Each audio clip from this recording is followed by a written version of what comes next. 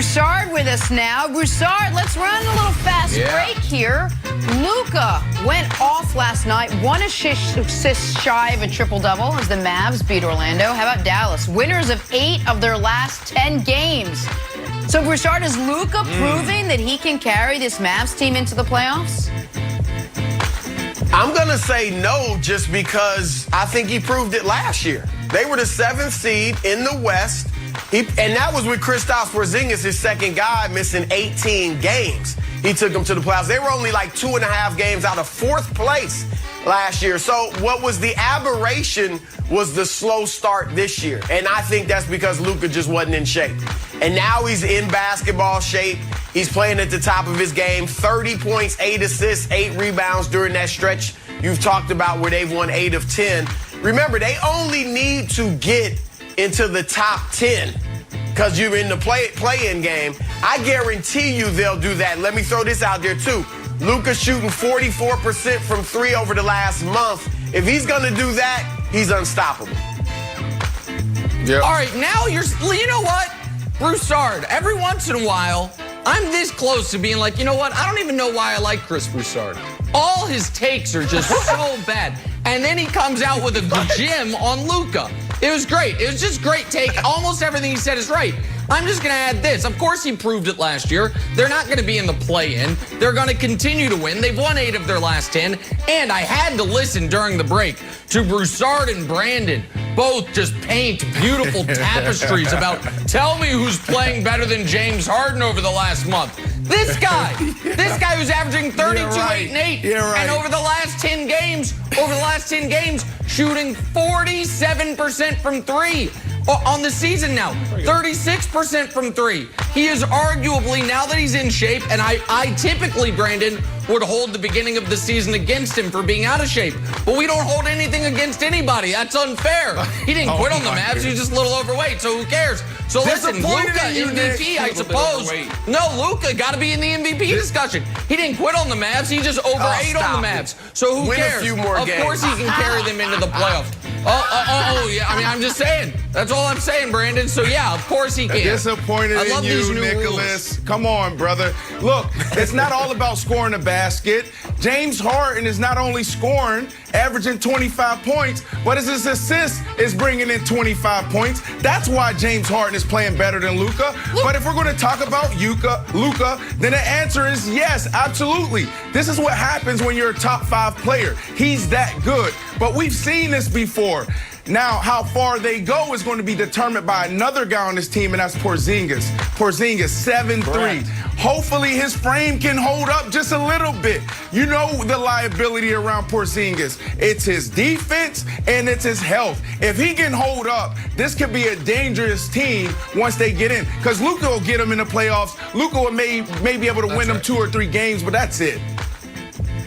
You're 100% right, Brandon. Porzingis played 20 games. He's missed 13. He's back. He's playing well. He's giving about 19 and 8, and that's what Luka needs, another guy. They were so desperate for more scoring. That's why Miles Garrett's tweeting out to Mark Cuban like, hey, you need a big guard. I know you're missing Porzingis. Bring in old Miles Garrett in his Jurassic Park T-shirts. So now that Porzingis is back, Luka will play better. See that Miles Garrett jumping up? That was like 34-foot box jump yesterday. Wearing Jurassic Park Incredible. That's it. You guys see Zion last night? Let's talk some New Orleans. He was so good again. 26 and 10. Pelicans took down the NBA's top team, the Utah Jazz. Hey, Broussard, was last night more about Zion and the Pelicans' win or Utah's loss?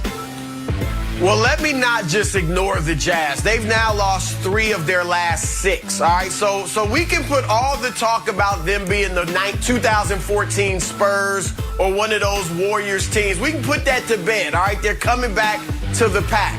But I had to say that, but this is more about New Orleans. And look, they've won 8 of their last 15, which for a young team like that is a nice stretch. And it coincides with Zion having the ball in his hands. Give Stan Van Gundy some credit. He's put the ball in Zion's hands a little more. Not exclusively, which I don't want that. But occasionally Zion's running a high pick and roll. He's even playing some point guard. And that gives the defense a different look which I like. His numbers are great, 27 points a game during that stretch. Here's the other thing. We know Brandon Ingram's playing well. And then Lonzo. During this last 15 games where they've gone 8-7, Lonzo is really acclimating to being not the point guard all the time. He's averaging 17 points and shooting 46% from three. In New Orleans, they have a poor man's big three developing with Zion, Brandon Ingram, and Lonzo that maybe eventually can turn into a real big three. There it is. It's cute right now. Maybe it'll be handsome in a few years. Oh, look at that. There you go. You said it. The kid from Spartansburg Day, Zion Williamson. This era has begun. And last night, it wasn't about Zion. It wasn't about Ingram. It was about the last guy that you threw into the big three, Chris.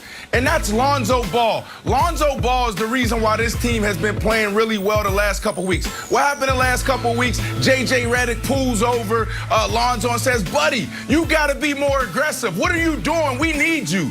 Come on, man. Step into your own. And that's what he's done. So last night was about Lonzo Ball finally becoming part of the big three. Okay, so quick note on Zion, and then I'm going to get to the Jazz. Listen, everyone, if you have a chance, should go back and watch that third quarter last night. Because what Zion did to Rudy Gobert and just getting to the rim at will against the Defensive Player of the Year in the NBA was magnificent. And by the way, updated NBA player pyramid coming out tomorrow. Total vindication for Zion's spot on the pyramid, which Chris Broussard, I think Broussard had him beneath Chris Boucher on his player pyramid. So vindication for Zion's spot on the pyramid. Now, to the Jazz. Throw him under the bus. Folks, NBA Twitter, stop treating the Utah Jazz like my mother used to treat Brussels sprouts. Like, I know they're terrible, I know you hate them, but you've got to eat them. Grown-ups eat them. They're good for you. There are no added vitamins and minerals from appreciating the Jazz ball movement. They're not a contender. They're not interesting. They don't have a superstar. Nobody actually cares about them outside of Salt Lake City. And you don't get some badge of NBA true fan for being like, you know what? I love the way the ball just pops from Ingles to Bogdanovich. Shut up. You're pretending to like watching them play. You don't actually like watching them play. Jazz and now, as they come back to the pack, everyone now can ignore them Nick, the way we're supposed to. You. It's enough. No, I'm just being honest. They treat them like they're the NBA's vegetables. Like you don't have to like them, but you don't have to. But you have to eat them. No, I don't. I don't actually, Wilds. Oh my goodness. You know what I like about watching the Jazz? The ball movement and the way the ball pops from, Bojan to Ingles. They're really moving around. They're a balanced squad, Nick. I know you're going to say they're not a superstar. I would argue that Spider is a superstar in the making. He's not super duper star. He's not an immortal god, but he's right there on the cusp. Stay tuned for your player pyramid. We'll see where he is. Not a terrible loss for the Jazz here. Here's why. Broussard, you'll like this. Nice balance. Nice balance. Bojan 21, Gobert 22, Donovan 21, Clarkson 20 off the bench.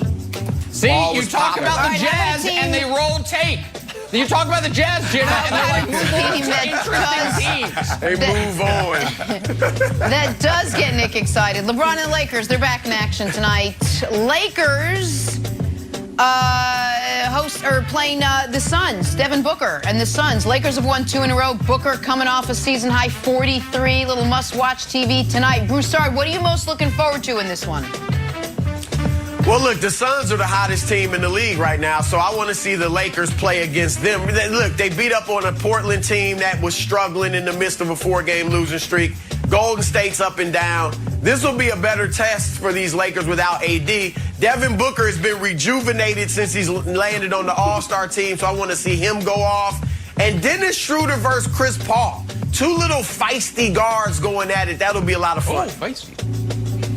Yeah, Chris Paul, by the way, top 3 MVP candidate, unlike James Harden, Chris Paul. I'm excited for this game for a couple of reasons. When the Lakers were in their 4-game swoon, I said on this show, they're going to win 4 in a row headed into the All-Star break. This would be win number 3. Also, when the Lakers win tonight, Their final game before the break will be against the Kings. It'll be very nice. Right before the break, the Lakers can get Luke Walton fired, and they can play against him in his final game ever coaching in the NBA. So that'll be good, too. So Lakers win tonight. They beat the Kings tomorrow. They go into the break on a 4-game winning streak.